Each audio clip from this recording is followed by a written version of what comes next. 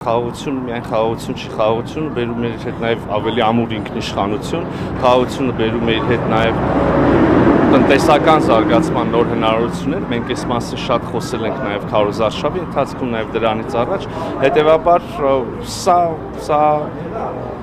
լայն ըմբռնում ունի մարդկանց շրջանում եւ իրենք այդպես են քվեարկելու եւ այս առումով այո բեկումնային կլինի, բայց նաև նախկինում էլ առիթ եղել է եւ ժողովուրդը վերահաստատել է քանիցս ցույց տվել է իր վիրվածությունը այսօրակարգին Սա ուղղակի եւս մեկ հնարավորություն է դա sense ավելի ընդգծված ամուր կերպով վերահաստատելու։ Իսկ ինչպես կանդրադառնա Հայաստան-Եվրամիություն հարաբերությունների հետագա ընթացքի զարգացման վրա։ Դե տեսեք, հաշվի առնելով, որ ուժերի ընտրություններին մասնակցող ուժերի մի մասը այնուամենայնիվ կոչ էր անում ուղիղ կամ մի քիչ ավելի միջնորդավորված դադարեցնել Եվրոպական միության հետ հարաբերությունների խորացման այն քաղաքականությունը, որը որ մենք ենք վարում, այս առումով քաղաքացիների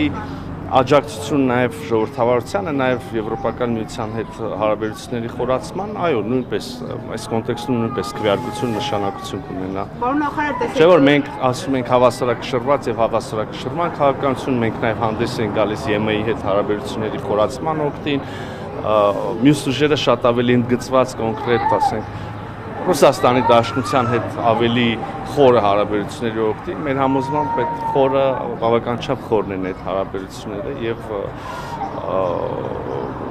ընդհանուր առմամբ շատ ավելի հավասարակշռման կարիք կա։ Իսկ օտարերկրյա պետությունների կողմից մեր այս ընտրությունների վրա հնարավոր ներգործությունը ինչպես է գնահատում պարոն նախարար, եւ մասնավորապես օրինակ հենց Ռուսաստանի մասից, Ռուսաստանի կողմից նաեւ հենց այդ Կիրիենկոյի գրասենյակի կողմից, հայտարարությունները, նաեւ այդ հնարավոր ներգործության փորձերը մեր այս ընտրությունների վրա տեսանք այդ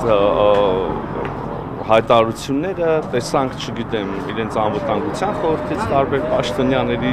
պատգամավորներ, մեդիա եւ փորձագիտական հանրույթի ներկայացուցիչներ բարբերաբար անընդհատ արտահայտում են շատ ընդգծված կերպով եւ Հայաստանի իշխանություններին քննադատող, երբեմն բավական սուր խոսքերով տեսանք նաև որոշակի ուղղորդման փորձեր, տեսանք տնտեսական սանկցիաներ, չգիտեմ, ծաղիկների, մուտքերի, բանջարեղենների, ջերմուկի արգելք, որը որ ասենք ուզես թե չուզես որոշակիորեն մտքիդ մեջ կապում ես ընտրությունների հետ, որովհետև խնդիրները, որ բարձրացնում են, նաև նախորդում շրջաններում են եղել այս կամ այն չափով։ Ես կարծում եմ, որ Հայաստանի եւ Ռուսաստանի հարաբերությունները որոշակի առողջացման կարիք ունեն եւ մենք հույս ունենք, որ ընտրություններից հետո հատկապես մեր ռուսաստանցի գործընկերների հետ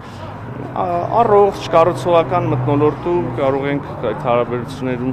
եւ առողջացնել եւ քննարկել եղած խնդիրները, որոնք ցանկացած երկու հարաբերություններում լինում են ժամանակ առ ժամանակ եւ նաեւ գտնել լուծումներ, որը ձեռնտու կլինի եւ Հայաստանի Հանրապետությանը եւ Ռուսաստանի Դաշնությանը